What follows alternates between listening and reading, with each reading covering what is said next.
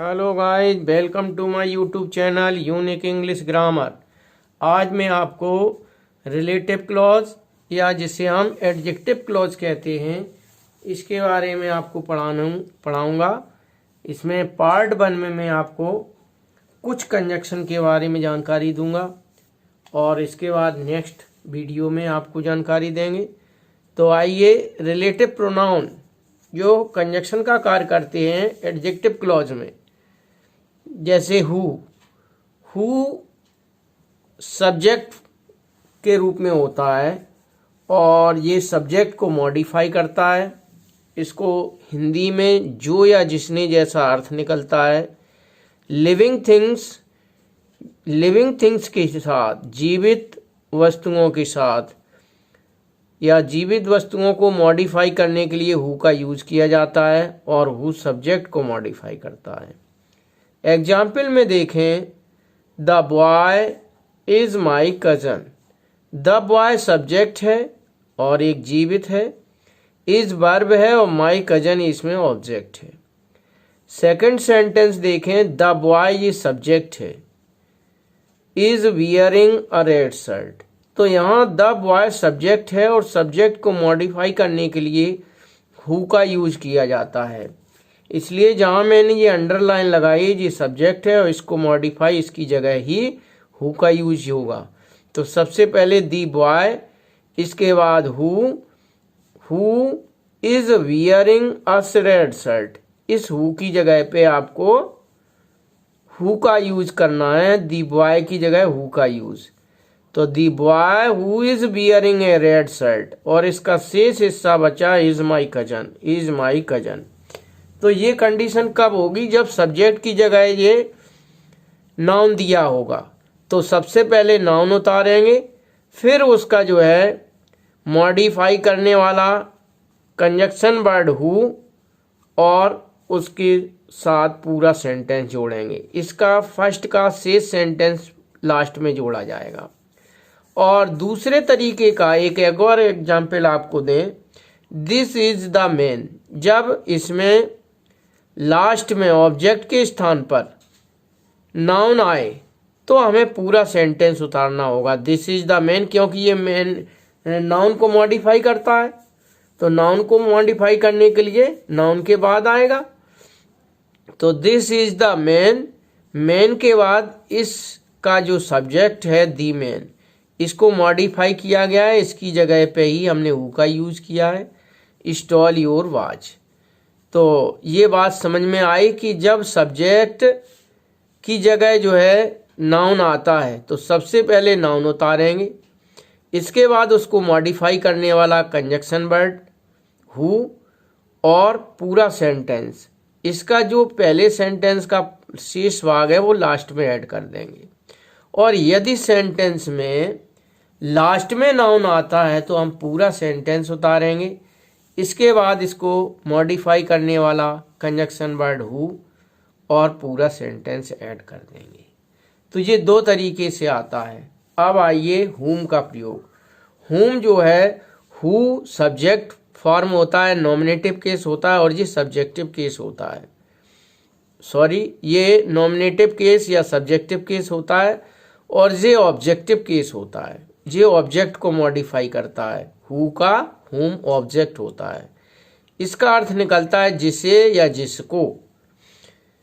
Living things को modify करने के लिए हुम का यूज किया जाता है और ये ऑब्जेक्ट को मॉडिफाई करता है। एग्जाम्पल में देखें, the man is coming to tea और you met the man yesterday. यहाँ आप देखें यू सब्जेक्ट है, मेट वर्ब है, मेन वर्ब, और ऑब्जेक्ट क्या है? दी मैन, यानी कि ये आपका सब्जेक्ट है, ये मेन वर्ब है और ये आपका ऑब्जेक्ट है और ये एडवर्ब दिया गया है। तो ऑब्जेक्ट को मॉडिफाई करने के लिए हम हुम का यूज करते हैं।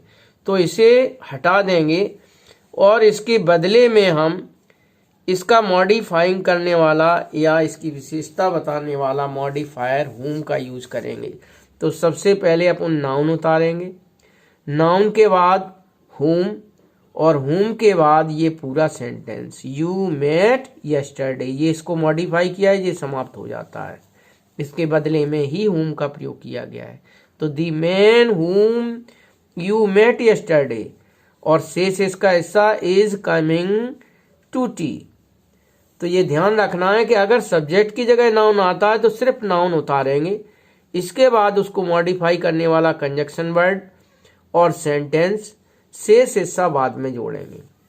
एक और एग्जाम्पल में देखें, the man live next door. इसमें द मैन नाउन है और इसी नाउन को मॉडिफाई करने के लिए यहाँ देखिए दी मैन ये आया है ऑब्जेक्ट की जगह है, क्योंकि यहाँ आप देखें ये सब्जेक्ट है, जे मेन वर्ब है और जे ऑब्जेक्ट, तो इस ऑब्जेक्ट को मॉडिफाई कर रहा है। यहाँ आप देख रहे थे जिस सब्जेक्ट को मॉडिफाई कर रहा था, यहाँ ये सब्जेक्ट था और इसमें भी ये सब्जेक्ट था। तो सब्जेक्ट को मॉडिफाई करने के लिए हु और ऑब्जेक्ट को मॉडिफाई करने के लिए हुम। इसमें आप बिल्कुल डिफरेंस समझ गए होंगे कि दूसरा सेंटेंस जो दिया गया है जिसको मॉडिफाई किया जाता है वो सब्जेक्ट की जगह होता है तो हु का यूज करेंगे। कभी कभी कंजक्शन वर्ड ना दिया जाए फिर भी आप इसको कर सकते हो, और ऑब्जेक्ट की जगह दिया जाए तो हुम का यूज करेंगे, हुम से जोड़ेंगे। तो दी मैन हुम यू सा, इसके हुम यू सा ये हट जाएगा क्योंकि ये इसको मॉडिफाई किया गया है। लिव्स नेक्स्ट डोर ये शेष हिस्सा है। तो समझ में आया, द मैन हुम यू सा और लिव्स नेक्स्ट डोर।